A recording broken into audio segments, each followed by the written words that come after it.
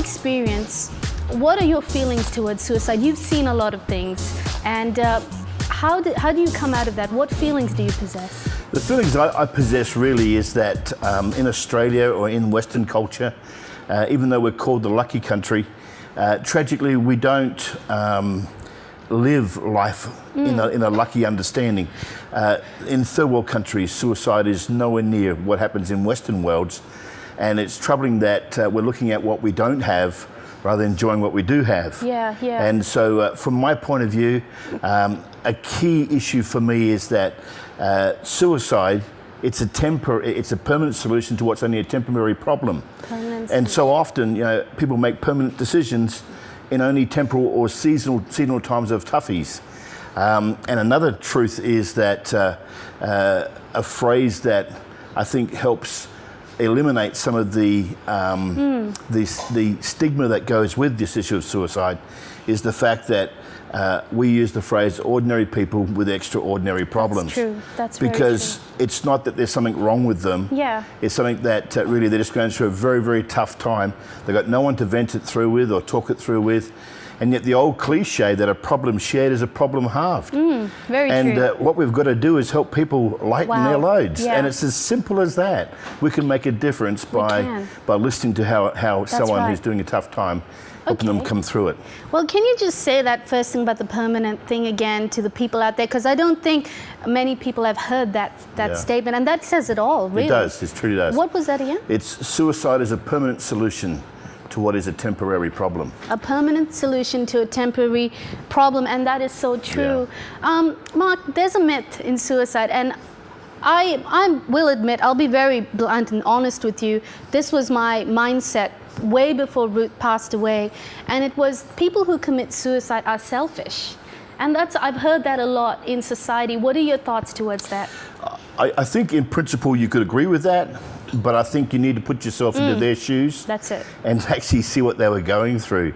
Because you see, because of circumstances, people get a real tunnel vision in their situation. And so their problems really become so paramount that that's all they can see. And the difficulty is that how do you look past problems if they're so focused in your mind and that's all you can see? You can't sleep because sleep is being overtaken by the problems, and you run through your brain over and over and over again. And the scenario keeps repeating itself. It's very hard for a person to break out of that. So that's right. It does have a sense of selfishness about it, but it's more selfish to the issue, and it's more the issue that's making them become like that. And their tunnel vision is extended out from that one. Wow.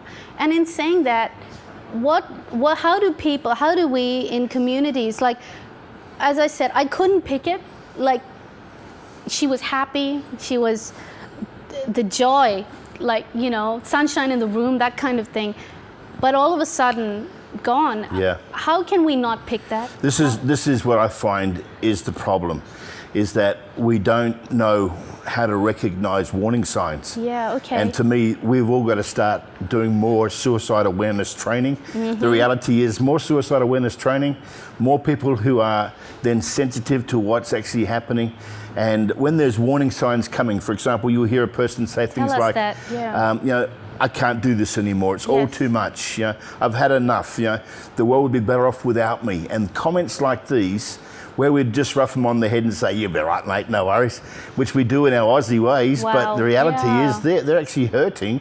That was a cry for help, but we missed hearing that cry for help. And if we can be more heightened in that, and that's where more suicide awareness training is going to help raise our awareness to a cry for help.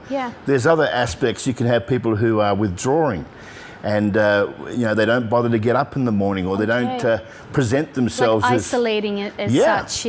And they're isolating into themselves, and that sort of that's another warning sign. You can have people who start to write wills, or they may might begin to give away precious possessions, things that are very important to them. It's like they're giving away and executing the will prior to it happening, and those sort of things are things we've got to pick up on.